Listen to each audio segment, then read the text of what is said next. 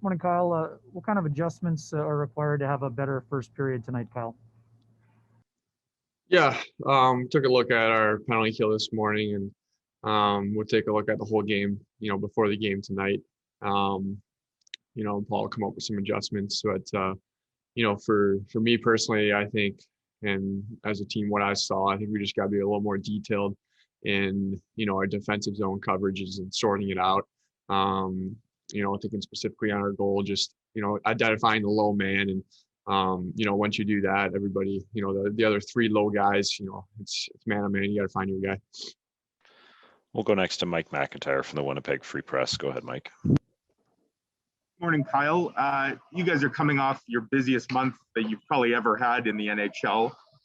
In that sense, does this unexpected break that looks to be coming up, does it come at a perfect time for you guys? How might you be able to use that, I guess, to your advantage? Yeah. Once our schedule gets figured out here, we'll get a better idea of what's going on. I don't think that has been released yet. But if that's the case, if we do have a week off and we don't play those two games, obviously it comes at a good time. I think, our schedule, it's been pretty hectic, that month of March. I don't think I've ever seen anything like that for us, and playing every other day with a couple back-to-backs. It's been tough, and playing every other day is not bad, but you get into the back-to-backs, it kind of throws things off. You sleep after a game, you got to get up and play the next day too. So that's probably the toughest thing. So to your point, I think it's, it kind of comes at a good time, and hopefully we can take advantage, get some practices, and, rest up and take care of some lingering injuries. We'll go next to Paul Friesen from the Winnipeg Sun. Go ahead, Paul. Just following up on that, Kyle, the flip side to that then is you'll have to make up some games maybe at the end of the year just before the playoffs. How do you see that shaking out physically and mentally? Yeah, I don't want to speak too much on it. We don't know what our schedule is going to be. They're not going to throw us, a 3-4 and day game playoffs next. I think they'll be reasonable with us, hopefully. Give us a little bit of time before the playoffs. So, we'll see once our schedule comes out. We can talk more about that. We'll go next to Paul Stravski from NHL.com. Go ahead, Paul. Hi, Kyle. I think all players in the NHL pretty much understand the reality of the business, especially leading up to the trade deadline. There's some maybe slim, but a chance of finding yourself in a different city than you were previously. How tense does it get? Maybe not for yourself personally, but just looking around the room, do you see guys getting tense around this time of the year? If they are, I haven't seen it in the past around here. It's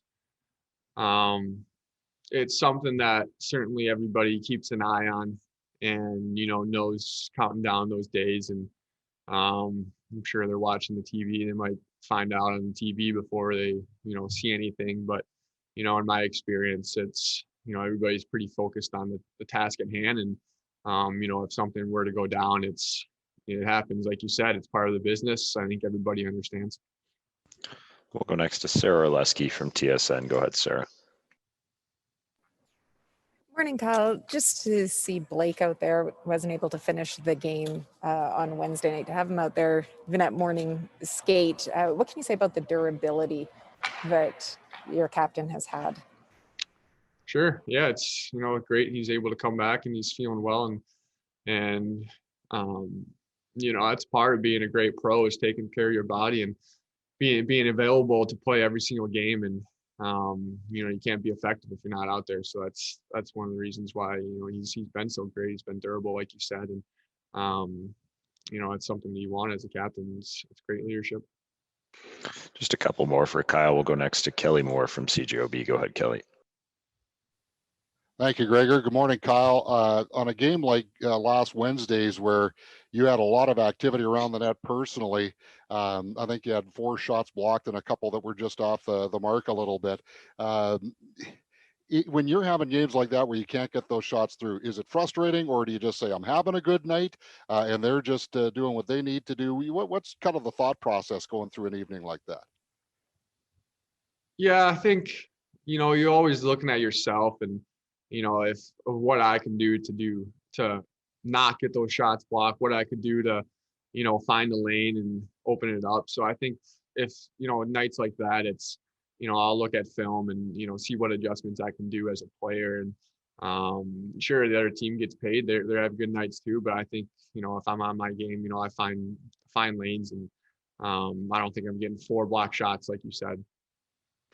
And final question to Ken Weeb from Sportsnet. Go ahead, Weaver.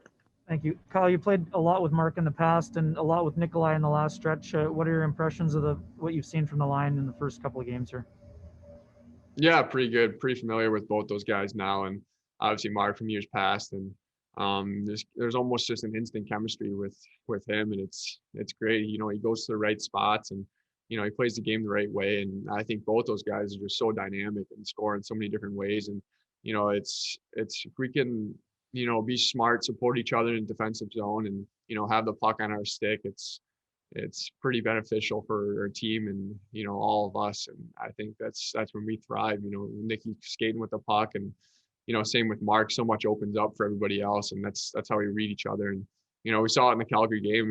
Tons of chances, and even last night, we give up that goal defensive zone that we don't like, but a lot of chances there and a lot to grow from.